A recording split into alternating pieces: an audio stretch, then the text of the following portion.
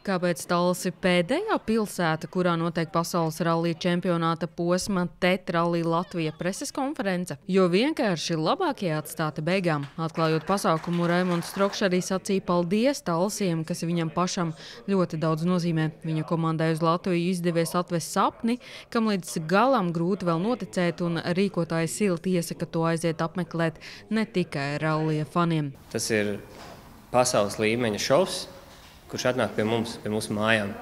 Un, manuprāt, tas ir vienkārši aiziet paskatīties savu acīm, jo jūs redzēsiet, ka tas ir tik ļoti neticami, ka jūs acī un liksies, ka tas ir pret fizikas likumiem. Tie ir zemi lidojoši kosmosa kuģi. Šogad no 18. līdz 21. jūlijam Latvija kļūst par 37. valsti, kura kaut reizi uzņēmusi pasaules rallija čempionāta posmu.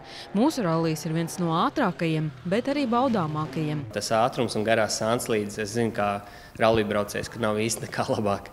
Un arī gan televīzijas produkts, gan skatītājiem, kad ir šīs sānslīdes garās, kad ir šie putekļi un lidojošie akmeņi, tas viss ir, teiksim tā, ļoti dzīvs un dinamisks, un ne visi rallija to spēj piedāvāt. Organizatori paši ralliju nekad neredz, bet Raimonds Strokšs sapņo redzēt kaut vienu posmu un tieši Strazdē. Man kā talsniekam tas ir vienkārši kalna gals, kur es nezinu, teiksim tā, tas bija obligāts nosacījums, ka tas ceļa posms un tas tramplīns būs iekšā maršrutā, un es ļoti gribētu tur nonākt.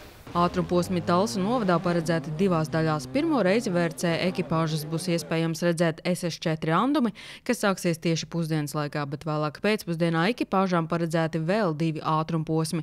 Vispirms SS7 Strazdet, bet dienas noslēgumā arī kombinētais ātrumposms SS8 Talsi. Tā sākuma daļa paredzēta Talsos, starts Gravas ielā, tad maršruts vedīs gar Tirgu un tālāk pa Ezera ielu līdz pilsētas laukumam, lai pa Fabrikas ielu gar Talsu ezeru tālāk aizvestu Saules kalna virzienā, bet tiem Talsu novada iedzīvotājiem un viesiem, kuri nevarēs rast iespēju doties uz ātrumposmiem, sagādāta kāda īpaša iespēja. Talsu pilsētas laukumā 4 dienu garumā darbosies lielais ekrāns.